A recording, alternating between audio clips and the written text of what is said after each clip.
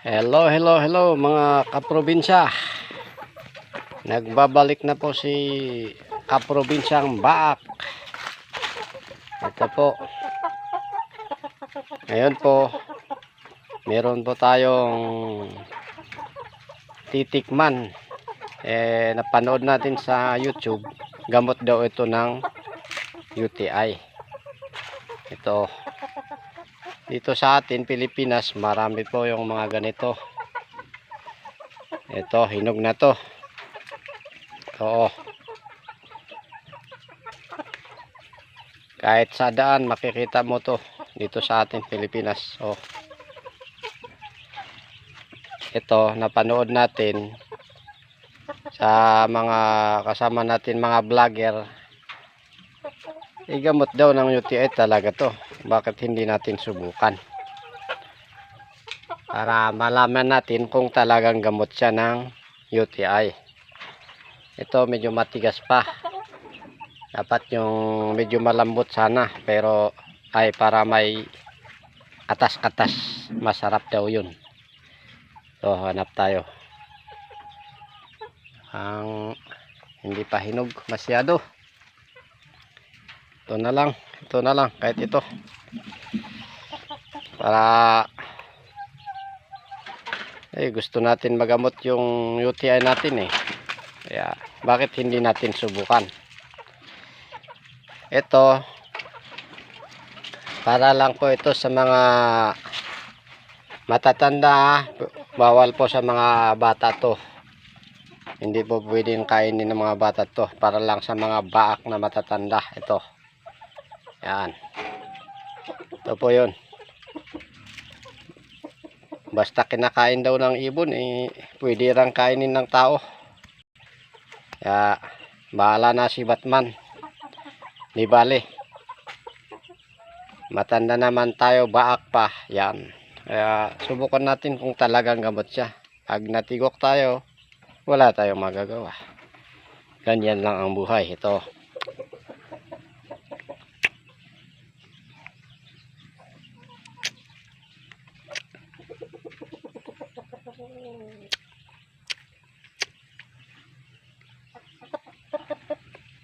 Masarap nga.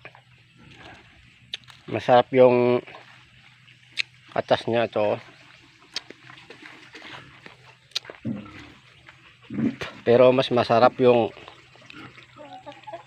sabaw niya. Yung sabaw ang masarap. Puwera uod ah. Baka may uod naman. Mabubulati tayo pag ganyan. Tanggalin natin yung mga buto-buto. Oh. Maraming buto.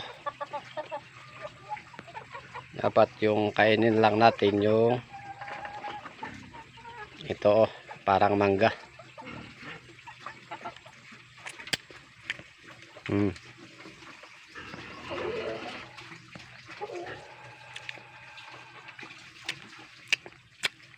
Masarap nga.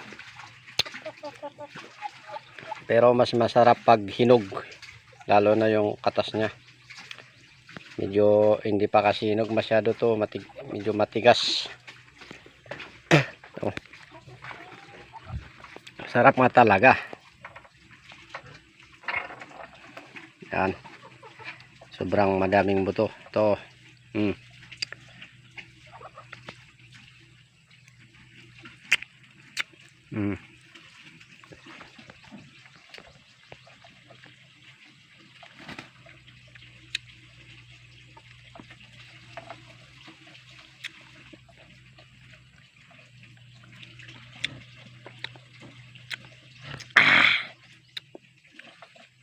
Yummy. Masarap talaga. Lalo na yung hinog sana. Para masarap yung katas niya eh.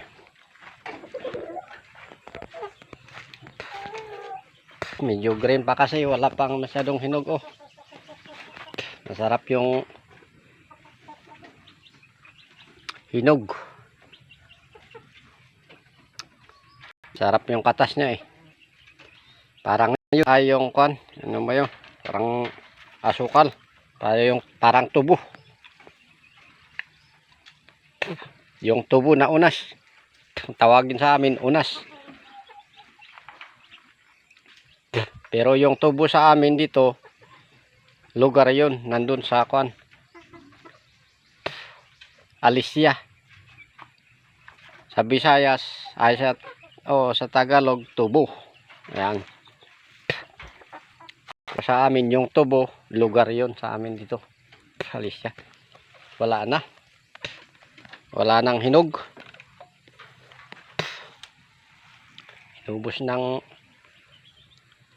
Inubos ng kwan. Daga.